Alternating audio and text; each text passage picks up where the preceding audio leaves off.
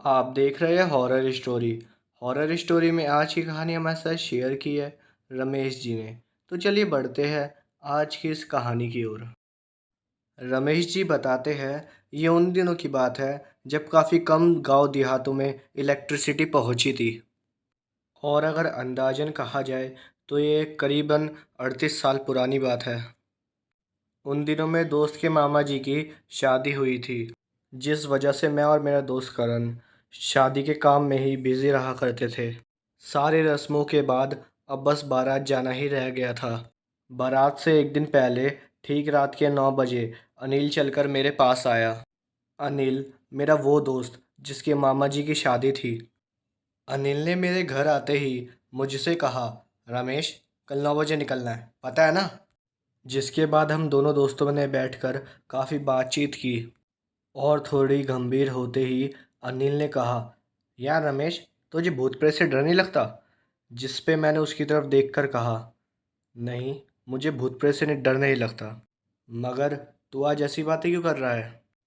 जिस पर अनिल ने बताना शुरू किया, वो आज शाम को मैंने कुछ गांव वालों को बात करते सुना था कि हर अमावस की रात को गांव के आम बागान पर बहुत सारी बुरी आत्माएं घुमा करती है।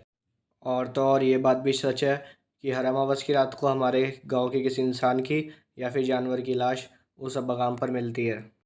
इतना बोलकर अनिल चुप हो गया।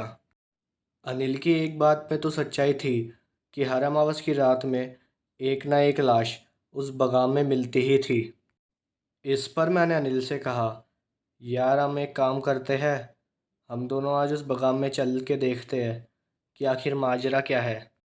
मेरी बात सुनकर अनिल ने पहले तो साफ मना कर दिया, लेकिन मेरे काफ़ी समझाने के बाद अनिल मेरे साथ चलने को तैयार हो गया। जिसके बाद हम दोनों उस आम बागान की तरफ चलते बने। रास्ता घुप अंधेरे और सन्नाटे में डूबा हुआ था। वो इतना घना अंधेरा कि हमें साफ साफ कुछ दिखाई भी नहीं पड़ रहा था। खैर, हम उस अंधेरे को चीरते हुए उस आम बागान में पहुँचे, जहाँ रास्ते से भी ज़्यादा अंधेरा फैला हुआ था।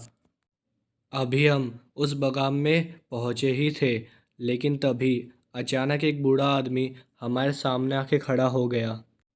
उस बूढ़े आदमी को हम अपने सामने देखकर अचानक से चौंक गए कि तभी हमारी नज़र उस बूढ़े आदमी के चेहरे पर गई।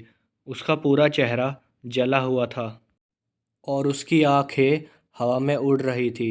ये देखकर हम समझ गए कि वो कोई इंसान नहीं बल्कि भूत है। जिसके बाद हम दोनों वहाँ से दौड़कर भाग गए। तो दोस्तों, ये थी हमारी आज की कहानी। अगर आपको हमारी आज की कहानी अच्छी लगी हो तो प्लीज़ चैनल को सब्सक्राइब करिए और वीडियो को लाइक करना मत भूलना।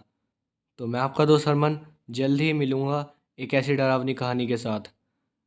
तो तब तक के लिए बाय एंड टेक केयर।